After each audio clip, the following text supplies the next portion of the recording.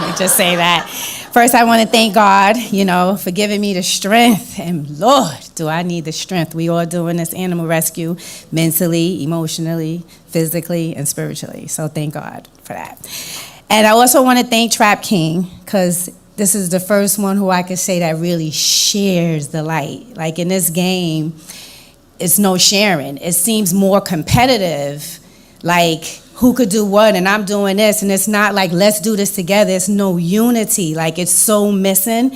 And I've been saying it since 2011. That's how long I've been doing it. And it was really, really nice to meet him, to see that, of course, a melanated man was the number one reason, like, okay, this is dope. And then he shared, and then he brought me to C.A.R.E.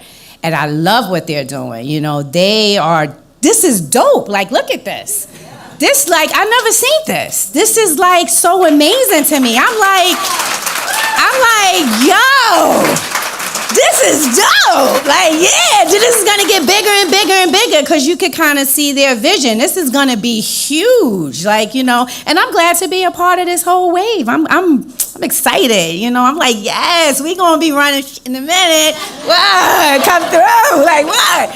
So thank you, C.A.R.E. Thank you, James. Thank you, Jen. Thank you, everybody down with it. Mary Lou, everybody. And thank you all. Let me tell you, I was saying, how do I feel being here? So now I figured out how I feel. I am honored. Okay, I am honored. I am blessed. I am proud of you guys. Everybody who got up here, I was so touched. Y'all stories are beautiful, what y'all doing. Really, really pat yourself on the back. This is an emotional turmoil. People don't realize what it takes to do what we doing. And y'all doing it. And y'all look good doing it. Okay, so never forget that. Never forget that. Y'all representing us, and the youth, they're looking at us. We are a walking billboard, right? What we do is what they see, and y'all doing it with smiles, y'all doing it with love, and they see that, and they replicate that, and that's what they're gonna grow up and do. So thank you all for that.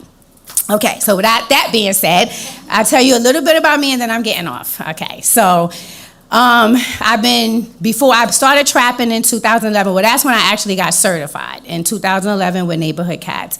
And the reason why is because I used to walk the dog, and everywhere I went, there was kittens I was picking up, bringing to the shelters. And this cat was pregnant again, and it was just, I hated going outside. And then I started just finding out, asking everybody, what to do with cats outside that's not friendly, that keeps getting pregnant. And, I don't want them to be euthanized. I don't want to bring them to the shelter and they kill them. So then they told me about the class with Neighborhood Cats. And, big shout out to Maddie's Fund as well. Hi.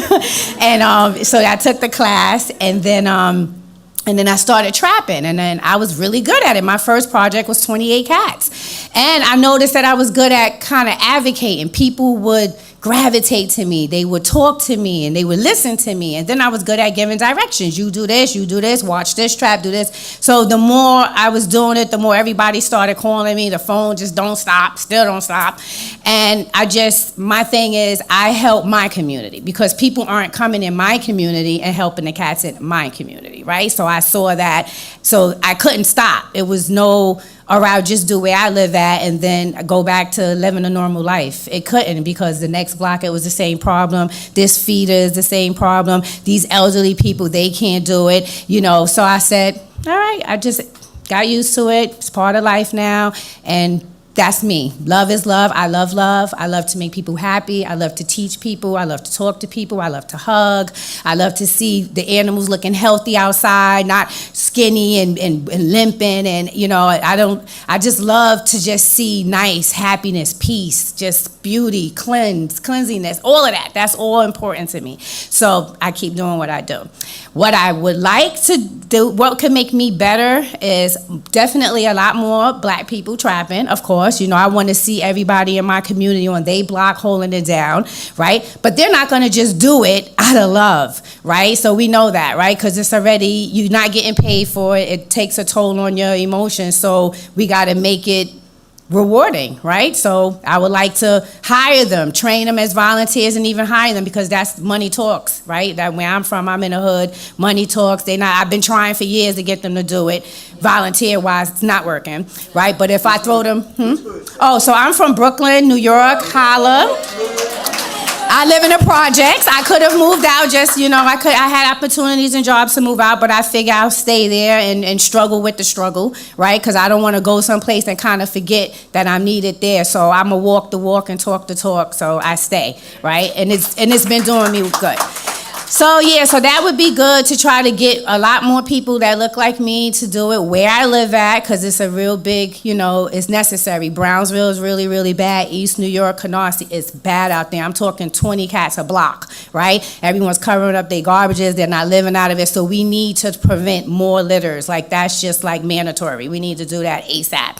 So I would like that. If I had my way, a dream come true, I would love to build, it's a lot of property. I would love to make a shelter. It'd be nice to have one shelter in Brooklyn. Like, not the shelter like we thinking. I'm more or less me, like, not a care center, but like, how they go to bring cats when you don't, you can't leave them there. What is it called? A sanctuary, right? I would love one sanctuary in Brooklyn. It would just be a dream come true to get one of the lands to do it. I also would love my own recovery space. Yes, I use my living room, always use my living room.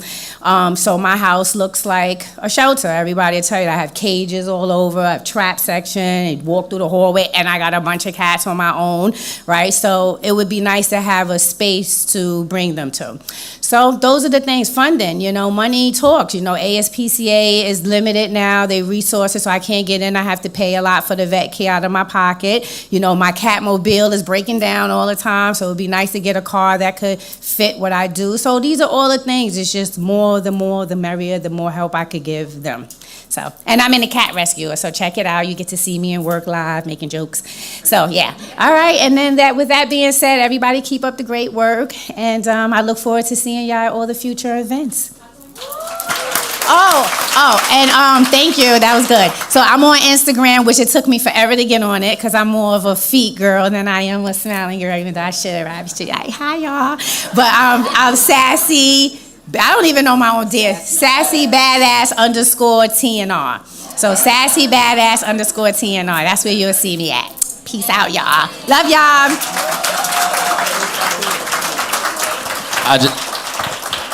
I might be showing my age here. I just want to do this because this mic make me think about Bob Barker and The Price is Right. Spay and neuter your pets.